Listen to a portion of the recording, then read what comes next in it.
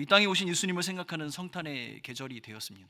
12월이라고 해서 우리가 예수님을 생각하는 그러한 믿음은 아니겠지만, 그래도 1년에 한 번쯤은 때를 정하고 또 기회를 잡아서 예수 그리스도가 이 땅에 다시 오심에 대해서 다시 생각해보고, 또 그 하나님께서 우리에게 베풀어 주신 은혜를 다시 한번 되새기는 그런 시간들이 꼭 필요하지 않나, 그런 생각을 하게 됩니다. 그래서 성탄절이기 때문에 예수님에 대한 생각, 그것이 더 커지고 더 간절해지는 것은 아니지만, 그래도 또 이 성탄절을 기념하며 우리의 마음속에 예수가 그리스도가 되심과 또한 우리가 전해야 될 그 그리스도의 그 복음을 깊이 새겨보는 우리 모두가 되었으면 좋겠습니다.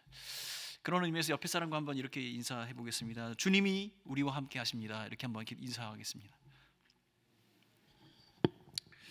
자, 예수 그리스도께서 이 땅에 오신 이유는 우리와 함께 하시기 위해서 하나님이심에도 불구하고 사람의 몸으로 우리에게 오셨죠. 그런데 우리가 예수 그리스도의 성탄에 대한 깊이 있는 어떤 은혜를 묵상하고 즐겁고 행복한 시간을 보내야 함에도 불구하고 우리의 삶이 좀 퍽퍽하고 어렵다는 사실을 우리는 모두 다 알고 있습니다. 이 전대미문의 이 전염병의 어떤 이런 여파로 또 우리의 신앙과 우리 개인의 삶이 온전하지 않음을 인해서 또 많은 고통과 어려움을 당하고 있는 것이죠. 이럴 때일수록 우리가 더 집중해서 하나님 한 분만을 묵상하고 그가 우리에게 베푸신 그 구원의 은혜가 크고 아름다움을 되새기는 온 성도들이 되시길 예수님의 이름으로 축원합니다. 제가 여러 차례 말씀드렸지만 저는 고등학교 1학년 때 처음 교회를 다니기 시작을 했습니다. 그 무렵 성도들도 되게 어려운 삶들을 살았고 교회도 되게 어려웠고 우리나라도 되게 어려웠던 시기였지만, 성탄절을 보내는 그 마음은 정말 따뜻했고 행복했던 그런 기억이 가득합니다. 어느 때인가 그 성탄절 선물 추첨을 하는데 저에게 당첨된 선물이 하나 있었는데 버선이 당첨이 됐습니다. 이 버선이 뭔지 잘 모르시는 분도 계시죠? 네, 남성에게는 필요 없는 물건입니다. 이것을 제가 받고 얼마나 기뻤던지 자랑스럽게 그걸 집으로 들고 가서 어머니께 자랑하며 선물했던 그런 기억이 납니다. 성탄절 하면은 모두 다 우리가 생각하는 이러한 아름다운 추억, 그런 어떤 에피소드가 하나씩은 다 있겠지요. 상황이 어렵고 힘들지만 이 성탄이 우리에게 주는 그 기쁨, 또 성탄이 우리에게 주는 어떤 그런 즐거움은 또 잊을 수가 없는 그런 것이 되지 않을까 생각합니다. 그 당시 제가 이제 교회 생활을 시작을 하면서 교회 생활이 조금 익숙해지기 시작할 무렵에 예배당 뒤편에 쌓여 있던 책들을 발견하게 됐고, 그 책을 이렇게 훑어보다가 아주 흥미로운 제목의 책을 발견하게 됐습니다. 그 책의 제목이 뭐였냐면 사랑의 원자탄입니다. 손영원 목사님에 관한 이야기죠. 원자탄이라는 것이 무섭고 위력이 엄청나다는 그 사실만 알았지 그 실체가 무엇인지 잘 몰랐을 때 그 책의 제목만 딱 보고 굉장히 흥미롭게 생각이 들어서 그 책을 뽑아 들었습니다. 그 책을 읽기 시작했는데 읽는 것은 어렵지 않았습니다. 쉽게 읽어졌고 참 감동적이었습니다. 그런데 그 책을 다 읽고 난 다음에 제 마음이 참 무거워졌습니다. 깊은 신앙이 없었던 저에게는 예수를 믿는다는 것이 무슨 의미인가? 예수를 믿고 살아가는 성도의 삶은 어떤 삶인가? 어떻게 그런 삶을 살 수 있을까? 이렇게 사는 것이 과연 가능한 것일까라는 수많은 질문이 떠오르게 되었습니다. 그때 제 상태는 이런 거죠. 감동적이지만 혼란스러운 상태. 아마 그런 상태가 저의 상태이지 않았나 생각합니다. 그 당시 아마 그 책을 읽고 어떻게 제가 그것을 마무리했는지 기억이 잘 나지 않지만 아마 그 감동적이면서도 혼란스러운 상태가 이어졌던 것 같습니다. 손양원 목사님의 이런 스토리, 이 스토리는 많은 책이나 어떤 영화, 뮤지컬로도 다양하게 이렇게 다양한 매체와 방식으로 사람들에게 전달되어졌죠. 사랑과 용서의 힘, 그리고 인류의 그 휴먼 스토리, 그리스도인뿐만 아니라 비그리스도인에게도 그분이 가지고 있었던 인생 스토리는 아주 굉장한 영향력이 있었던 것 같습니다. 그래서 제목이 사랑의 원자탄이 되었겠죠. 아마도 그것은 한국 사람들뿐만 아니라 전 세계의 어떤 사람도 그 이야기와 스토리를 알게 된다면 모두 다 감동을 받게 될 것입니다. 몇 해 전에 크리스마스 성탄절 특집 프로그램으로 공영방송에서도 이 손양원 목사님의 스토리가 방영이 되기도 했지요. 이 손양원 목사님뿐만 아니라 우리 믿음의 많은 선배들은 이 세상을 향해서 어떻게 살아가야 하는가에 대한 그 삶의 질문에 대해서 답을 해주고 계신 분들이 참 많이 있습니다.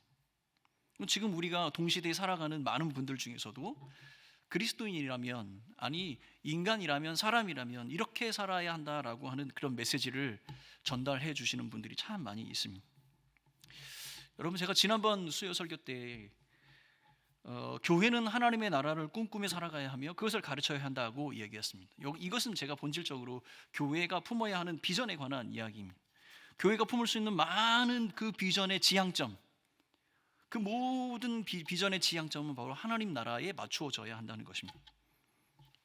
우리 교회가 꿈꾸는 모든 비전은 결국은 하나님 나라에 수렴되어야 한다, 이것을 이야기했습니다. 하나님 나라가 교회의 비전이라면 교회는 어떻게 해야 하는가, 성도는 어떻게 살아야 하는가라는 이 질문은 우리 사명에 관한 질문이 되는 것입니다. 그런데 여러분, 우리가 교회는 어떻게 살아야 합니까? 성도는 어떻게 해야 합니까? 라고 하는 이 질문에 우리는 아주 능숙하게 답을 할 수 있습니다. 왜냐하면 이 수많은 시간, 우리는 긴 시간 동안 이 질문의 답에 대해서 이야기하고 고민해 왔기 때문입니다. 그 답은 무엇이냐면 교회는 세상의 소망이 되어야 하는 것입니다. 하나님의 나라를 꿈꾸며 살아가는 성도와 교회에게 이보다 더 적절한 답은 없겠지요. 세상의 소망이 되는 것. 결국 세상 가운데 교회는 소망이 되도록 힘쓰고 최선을 다하며 노력해야 하는 것입니다. 이것이 우리의 사명인 거죠. 이것이 결론입니다.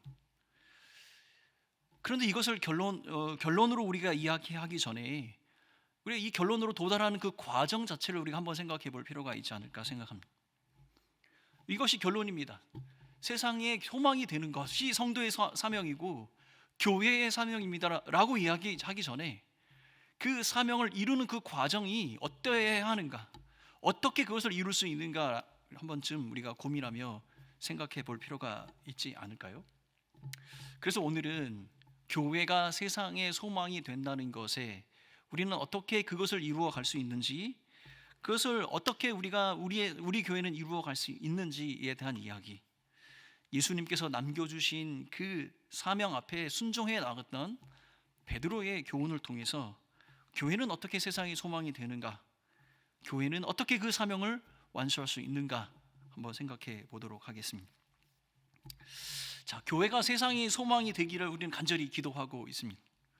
그럼 먼저 우리가 이 교회가 세상의 소망이 되게 해 주십시오, 성도가 세상의 소망이 되게 해 주십시오 라고 기도하는 그 기도의 제목 전에 우리가 한 번쯤 생각해 보아야 하고 점검해 보아야 할 것이 있겠죠. 무엇이 세상의 소망이 되는가?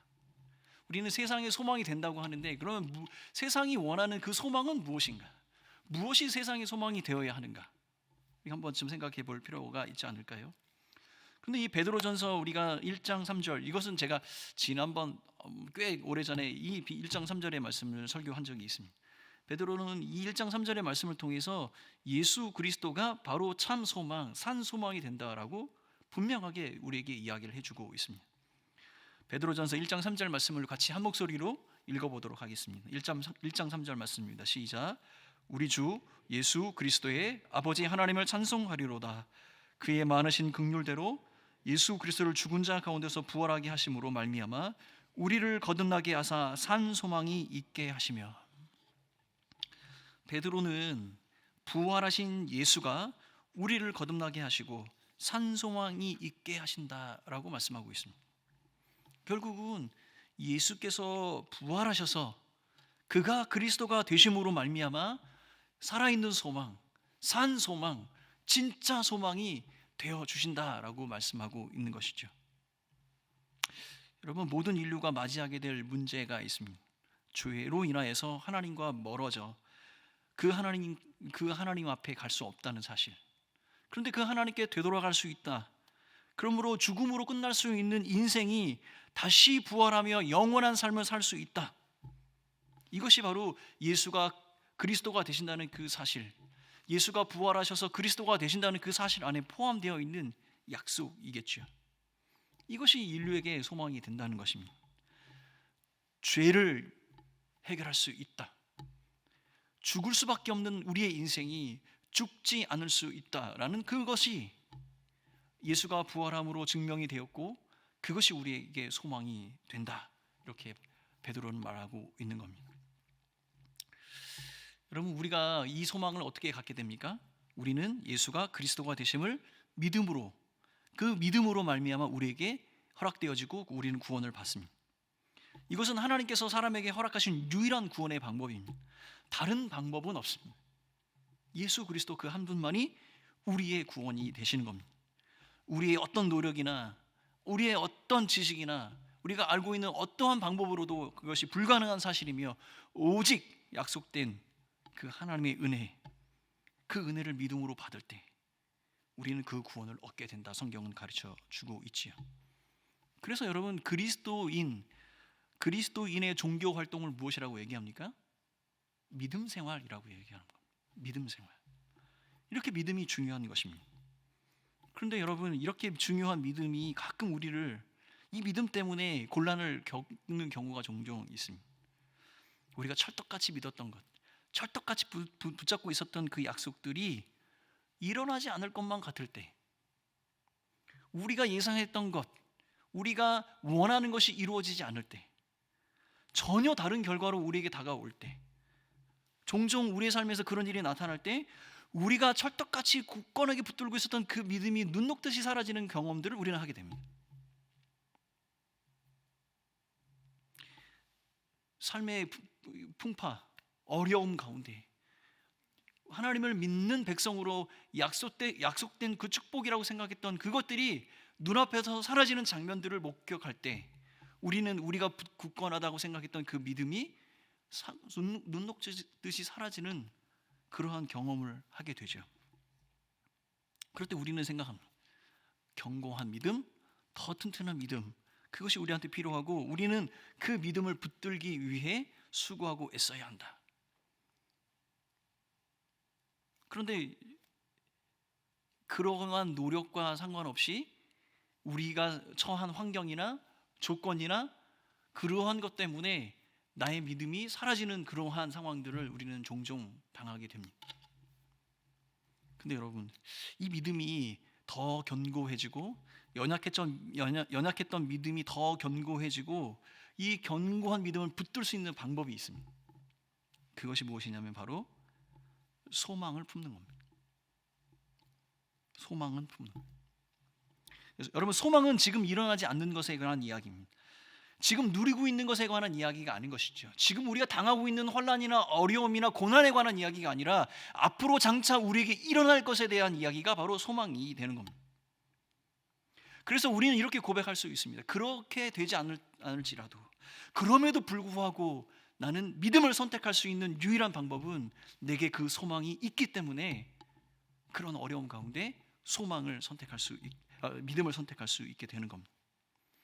여러분, 손양원 목사님께서 자신의 자녀들의 죽음 앞에서 좌절하지 않고 믿음의 길을 걸어가실 수 있는 이유가 무엇이었을까요? 그 연약한 육신이 맞닥뜨려야 할 그 폭력과 죽음 앞에서도 당당하게 서 있을 수 있었던 그 믿음 안에 서 있었던 그 이유는 무엇일까요? 그것은 바로 지금 내 육신은 지금 이렇게 죽어갈지 몰라도 장차 내게 이루어질 그 천국의 소망, 하나님 나라에 대한 소망 때문에 그 고난과 시련을 이겨낼 수 있었지 않겠습니까? 그 믿음이 더 단단해질 수 있지 않았겠습니까?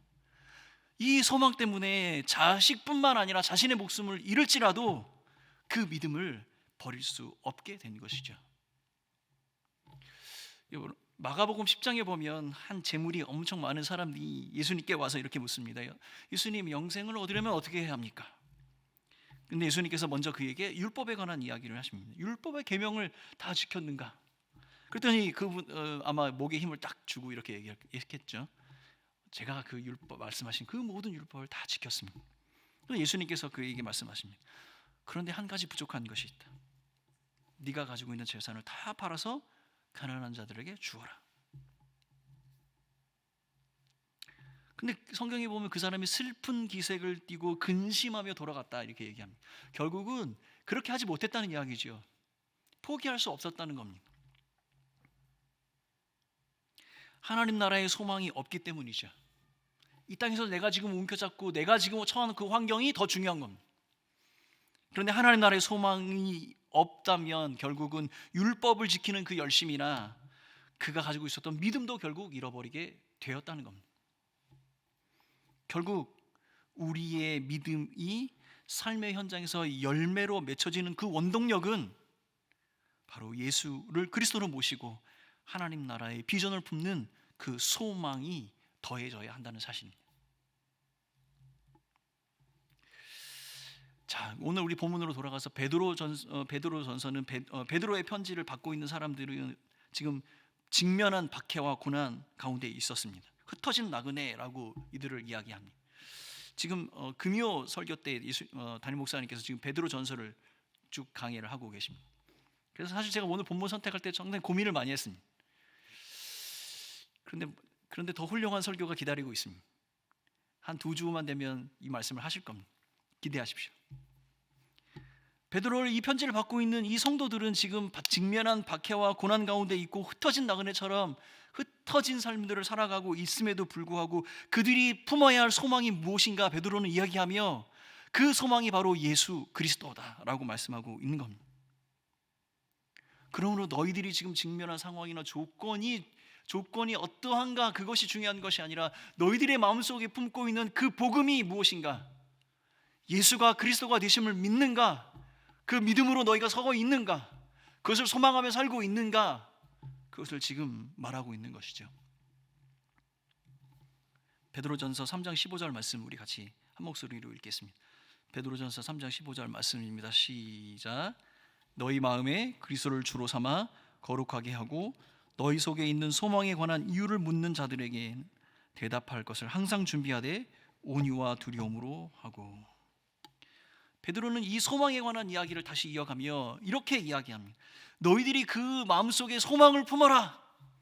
예수가 그리스도가 되심을 믿고 그것을 소망하며 살아라 라고 이야기하며 한 가지 더 덧붙여서 얘기하는 것이 무엇이냐면 그 소망에 대해서 묻는 자들이 있을 것이다. 그 소망에 관하여서 대답할 준비를 하여라 라고 이야기합니다. 예수가 산 소망이고 예수가 진짜 소망이다. 이것을 너희 마음에 품은 성도들이여, 그것에 관하여서 묻는 자들에게 그 소망이 무엇인가에 대해서 이야기할 준비를 하라 이렇게 말씀하고 있는 겁니다. 근데 여러분 이 구절을 자세히 살펴보면요, 우리가 발견할 수 있는 특이한 것이 하나 있는데 그것이 무엇이냐면 이 소망에 관해서 묻는 자들이 있을 것이라는 겁니다.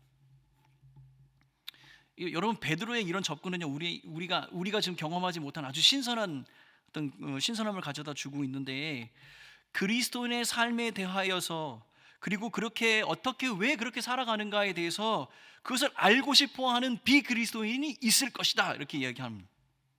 그렇게 가정하면서 지금 얘기를 하고 있는 것이죠. 베드로는요, 현재 우리가 경험하고 있는 것과는 조금 다른 이야기를 지금 하고 있는 겁니다. 다른 가정으로 지금 이야기를 하고 있는 것이죠. 우리 현실은 어떻습니까? 우리가 전도하는 경우를 생각해 보면 우리가 먼저 비그리스도인의 상황을 관찰하면서 그의 삶에서 그 접촉점을 찾아내죠. 예를 들자면 이겁니다. 인생의 좌절을 경험하는 사람들, 위로와 평안이 필요한 자들에게 우리가 그리스도의 복음이 참된 위로와 평안이라고 이야기할 수 있는 거고, 그 질병의 고통 가운데 있는 사람이 치유와 회복의 하나님의 은혜를 경험할 수 있다라고 우리는 이야기합니다.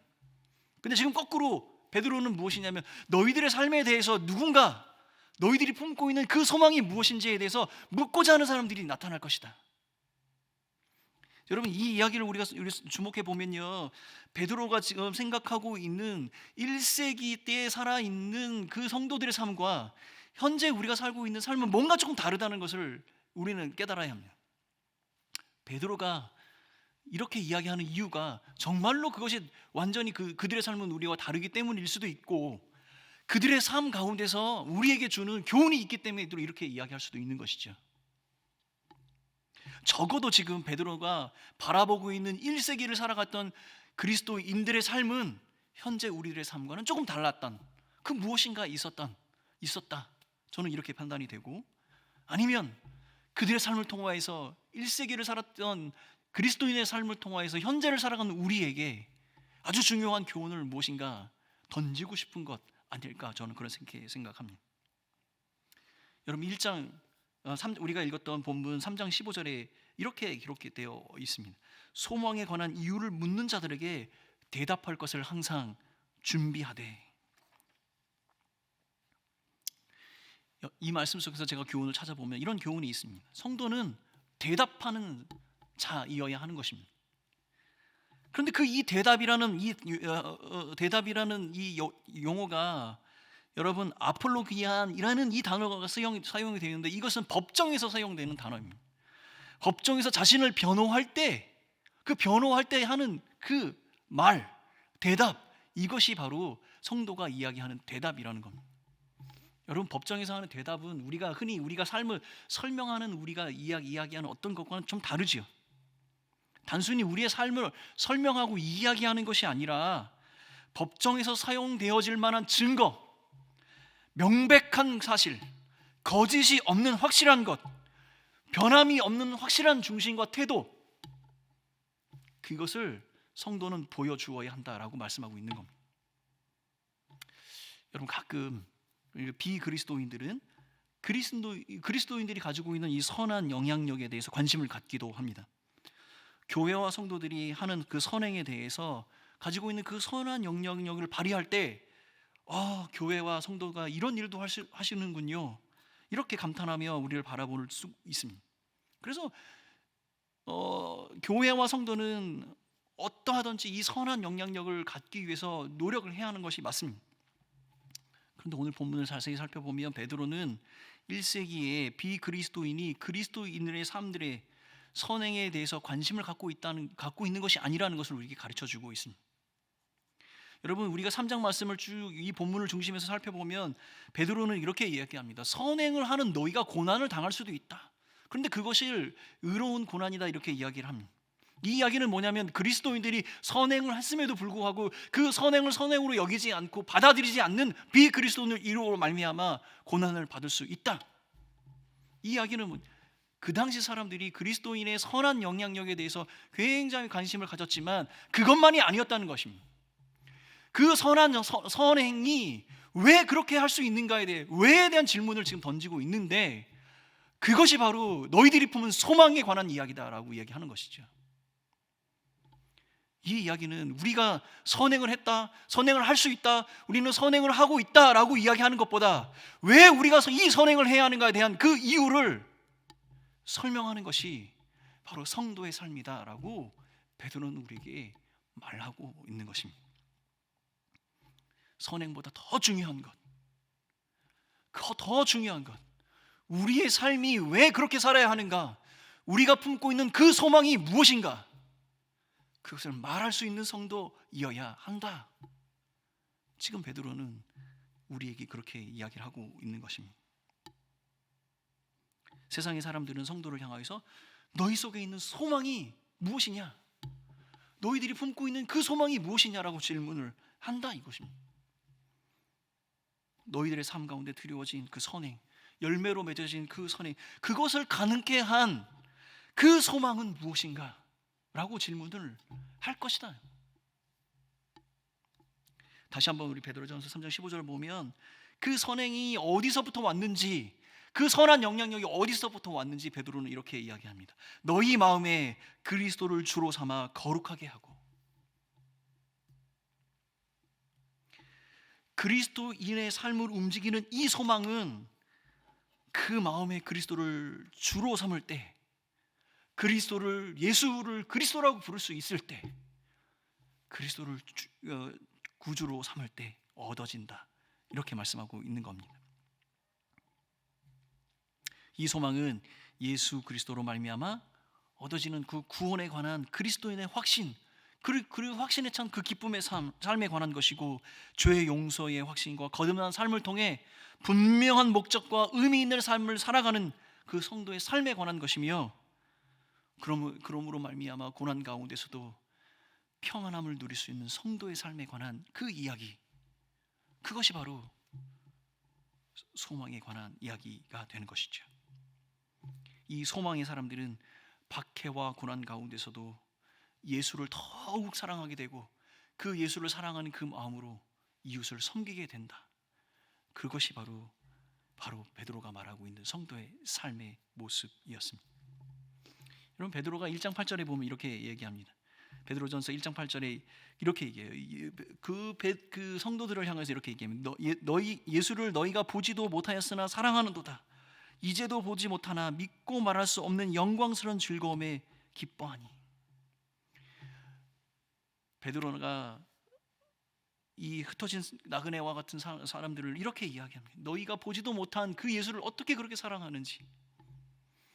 여러분, 보지도 못한 예수를 사랑할 수 있는 유일한 방법은 그가 우리의 진짜 소망이 되고 산 소망의 되심을 우리가 믿을 때 그것이 가능한 것 아니겠습니까? 지금 베드로가 성도들의 삶에서 너희들의 삶에 그러한 선행의 열매를 맺어가고 사람들이 궁금해할 만한 그러한 삶들을 살아가는 그 소망은 바로 예수가 그리스도가 되신다는 그 믿음 안에서 나온 소망이 되어야 한다. 이렇게 가르쳐 주고 있는 겁니다. 결국은 예수를 그리스도로 영접하고 예수가 그리스도가 되심을 고백하는 그 믿음이 없이는 그들이 품고 있었던 그 소망과 그 선행의 열매가 의미가 없음을 베드로는 가르쳐 주고 있는 것이죠. 여러분, 마태복음 28장 18절에서 20절의 말씀 여러분 기억하십니까? 다 주무십니까? 여러분, 마태복음 28장 18절에서 20절까지의 말씀을 여러분 기억하십니까? 이 말씀을 우리는 지상명령이라고 얘기합니다. 지상명령의 뜻은 뭐냐면 가장 높은 곳에 놓인 명령, 그 누구도 거역할 수 없는 반드시 이루어야 하는 명령을 뜻하는 말입니다.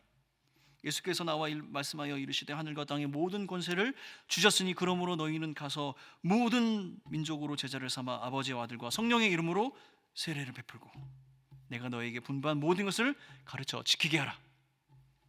볼지어다 내가 세상 끝날까지 너희와 항상 함께 있으리라 하시니라. 여러분, 굳이 이 말씀이 왜 지상명령인가 한번 생각해 본다면 저는 두 가지 이유를 댈 수가 있습니다. 첫 번째는 무엇이냐면 그 명령의 스케일이 엄청 큽니다. 모든 민족을 대상으로 삼습니다. 땅 끝까지 이르러서 증인이 되어야 하는 것입니다. 여러분, 유대적인 사고를 가지고 있는 유대 그리스도인들에게는 여러분 이것이 굉장히 어려운 상황입니다. 사마리아 땅도 밟기 어려운 사람들에게 땅 끝까지 이르러 그리스도의 증인이 되라라고 말씀하시고 모든 민족을 제자로 삼으라고 말씀하십니다. 그러니 이 준엄한 명령이 지상 명령이 될 수밖에요. 또 한 가지는 무엇이냐면 예수 그리스도께서 승천하시며 유언과 같이 말씀하셨기 때문입니다. 여러분, 유언은 그 주체가 죽어서 없어질지라도 상호작용을 할 수 없는 그런 상태에 있을지라도 그 뜻을 기리며 지키는 것이 보통입니다. 그만큼 커다란 의미를 가지고 있다는 것이죠.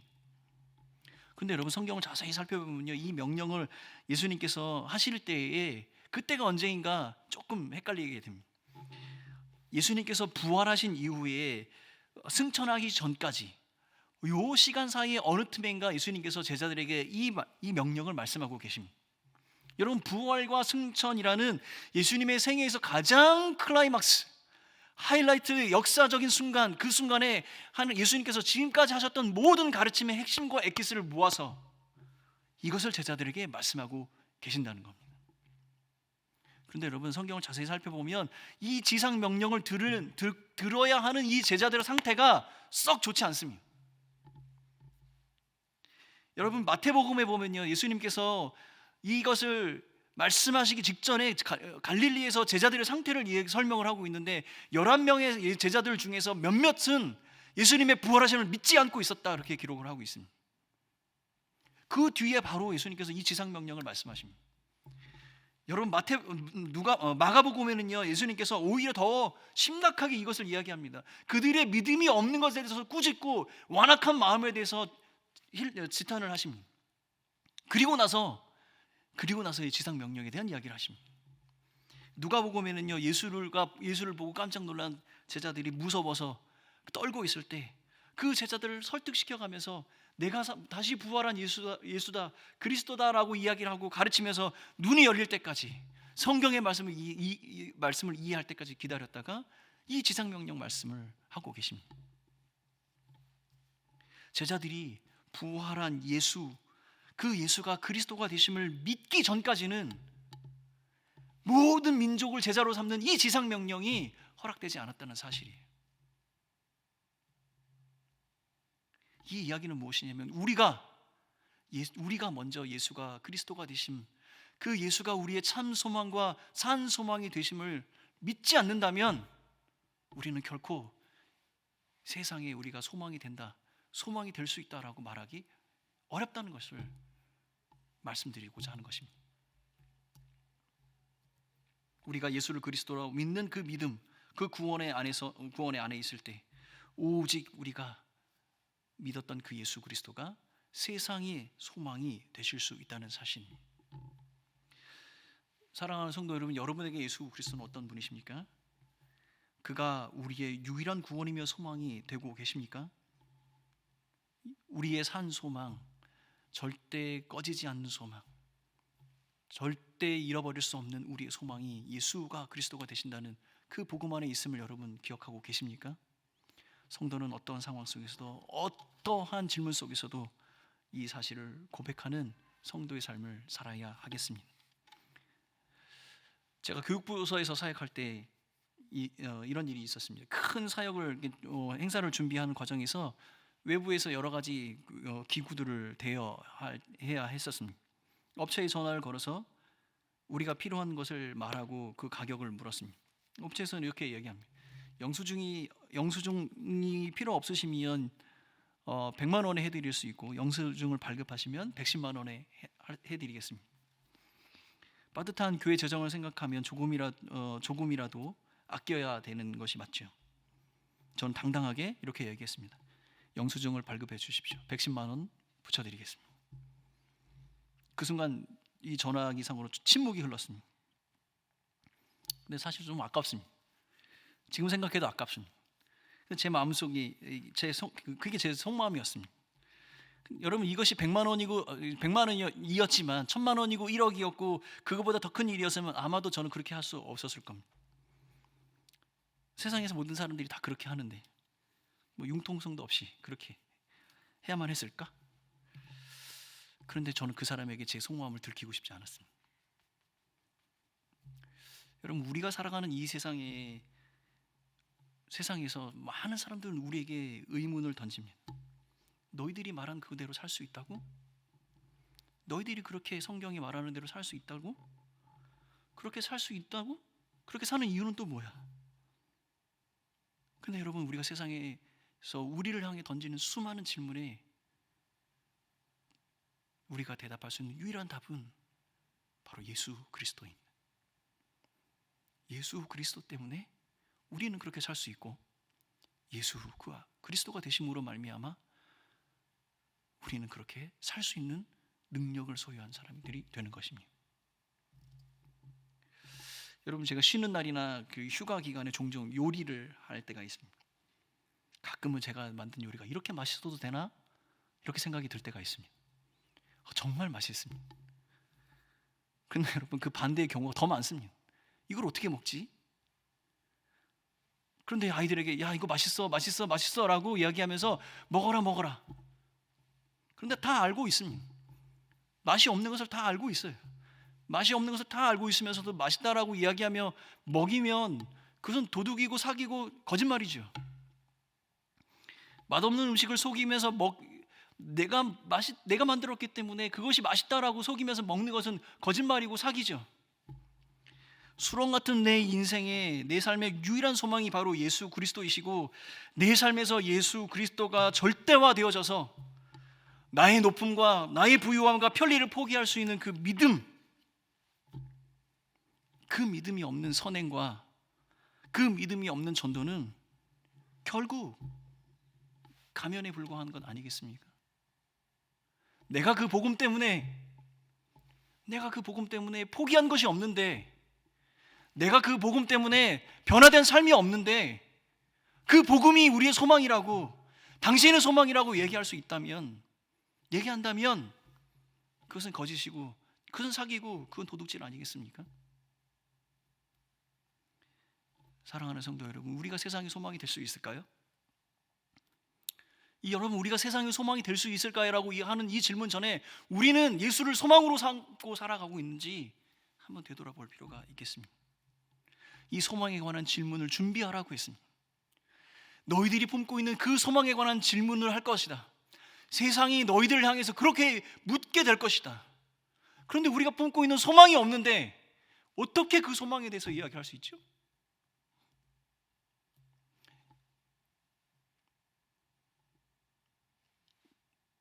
내가 품고 있는 그 소망, 내가 품고 있는 예수 그리스도 때문에 변화된 나의 삶이 없는데 어떻게 우리가 세상의 소망이 될 수 있다라고 이야기할 수 있을까요?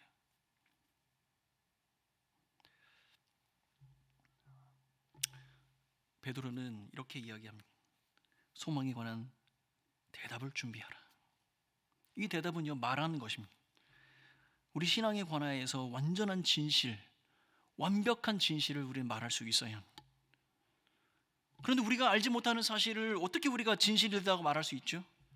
우리가 경험하지도 않은 그 사실을 어떻게 진실이라고 말할 수 있게 됩니까? 예수와 그 복음에 관하여서 성경이 약속하신 그 것들이 반드시 이루어질 것이라고 우리는 말할 수 있어야 하는데 그 말할 수 있는 그 능력은 어디에서 옵니까? 그것을 경험하는 것입니다. 그것이 내 것이 될 때 내 안에 있는 그 소망이 참 소망이 됨을 우리가 고백하고 내 삶이 그 소망 때문에 변화된 경험이 있는 사람만이 우리가 그것을 얘기할 수 있는 것 아니겠습니까? 여러분, 우리가 그러한 경험이 되어졌다, 그것이 우리의 경험이 되었다, 그것을 우리가 어떻게 알 수 있습니까? 우리는 변화된 삶으로 우리가 그것을 경험했다 알 수 있는 겁니다. 우리가 말하는 것이 진실된 사실임을 드러낼 수 있는 유일한 방법은 우리의 삶을 변화시키는 것입니다. 그래서 베드로는 이렇게 얘기하는 것이 너희 마음에 그리스도를 주로 삼아 거룩하게 하고, 또한 우린 선행에 힘써야 합니다. 예수님께서 그 나무를 평가할 때 열매로 그 나무를 안다고 말씀하셨습니다. 우리가 예수가 그리스도가 되심을 인하여 우리에게 소망이 생겼다면 그 소망을 품는 사람은 우리의 환경과 조건이 아니라 우리에게 주신 그 소망 때문에 우리의 삶을 하나님께 드리고 그 드려진 삶으로 우리 이웃을 살려내는 그 사역, 그 사명, 그것을 감당해야 하는 것이죠. 이것이 바로 교회가 세상이 소망이 된다는 이야기며 그것이 우리의 사명이 되어야 한다는 사실입니다.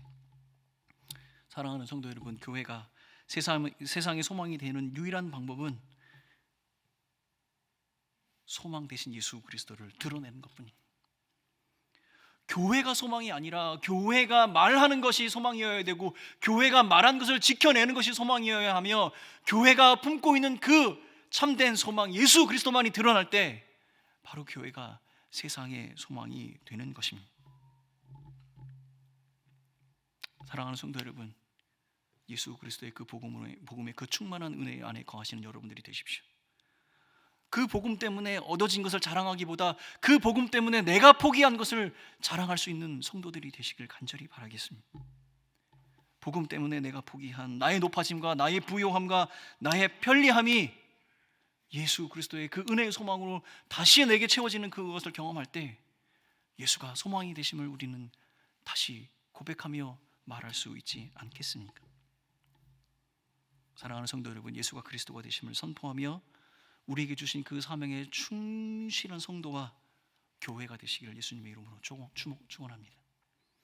예수 그리스도가 참된 소망이 되심을 내 삶에 드러내며 우리가 또한 그 복음과 사명의 충만한 은혜를 경험하고 또한 우리의 삶에서 그 소망의 열매를 드러내 우리가 또한 세상의 소망이 되는 그런 아름다운 역사를 맺어가는 12월이 되기를 간절히 바랍니다. 함께 기도하겠습니다.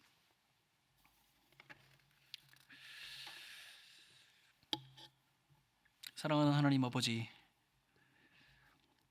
우리 마음 안에 그리스도의 마음을 품고 예수가 우리의 참된 소망이 되심을 고백하며 거룩한 행실로 삶의 열매를 맺어가는 믿음의 성도들 되게 하여 주옵소서. 예수 그리스도 그 한 분만을 나의 구주로 고백한 삶에 그 흔적을 남기며 그 열매로, 그 꼴로 사람들을 먹이며 그 사람들을 돕는 믿음의 성도들 되게 하여 주옵소서. 감사하고 이 모든 말씀 예수님의 이름으로 기도합니다.